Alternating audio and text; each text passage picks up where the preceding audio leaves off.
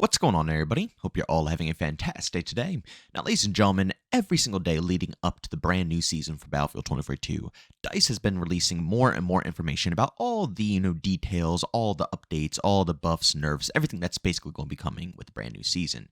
And I gotta be honest, something new just came out, and realistically, I think it's a good thing. But at the end of the day, I don't know. I've seen bad things happen in the past, especially when it comes to Battlefield 5.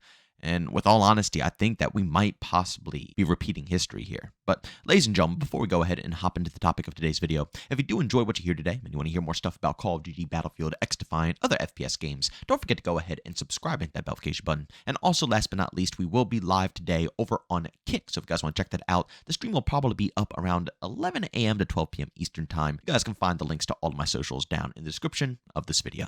Now, ladies and gentlemen, like I was saying a little bit earlier, DICE went ahead and gave us a little bit more information about how they're going to be reworking, yeah, you heard that correctly, reworking the gunplay when it comes to Battlefield 2042.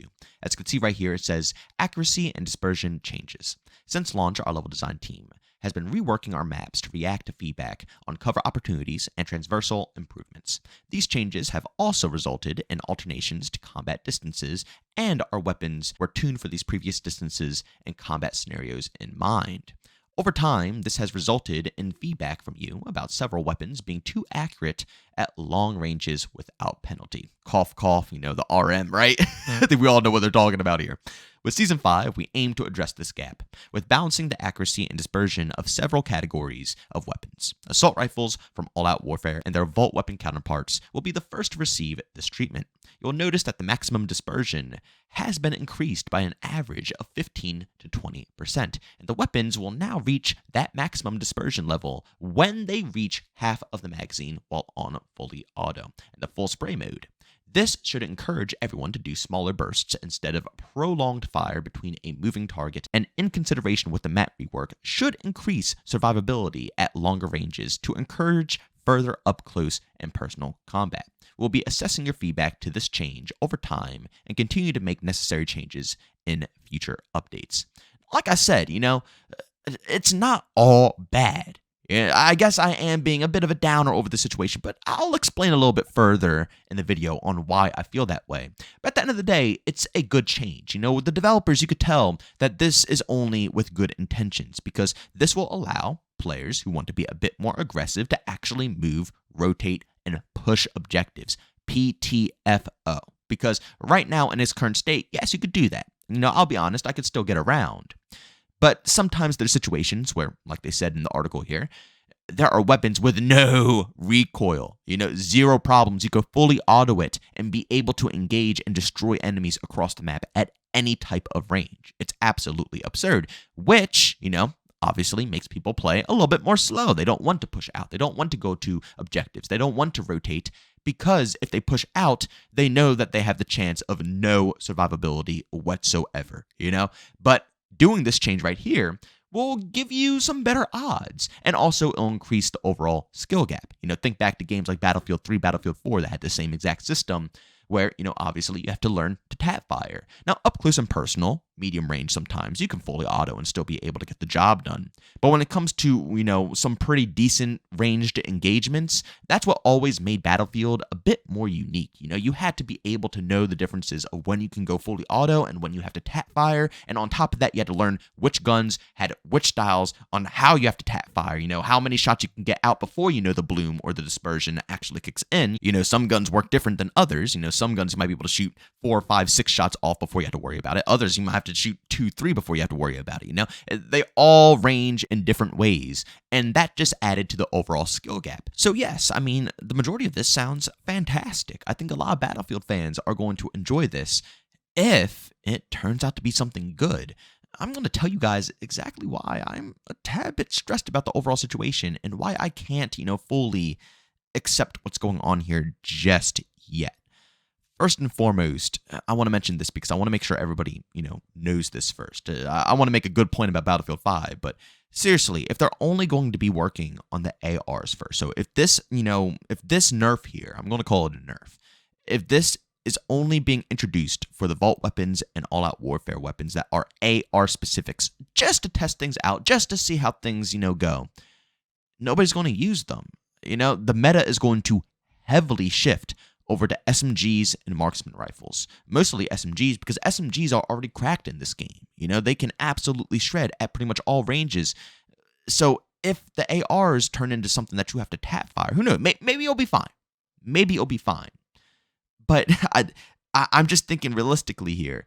If I have to choose between tap firing and taking longer with my engagements compared to just picking like the PP and just absolutely fully autoing with a massive magazine and shredding kids across the map, I'm probably going to lean to the SMG side of things. And that's just coming from, a mindset of I don't want to call myself, a sweat, a competitive player, but I do like to go for some high kill games sometimes. I do enjoy, quote unquote pub stomping.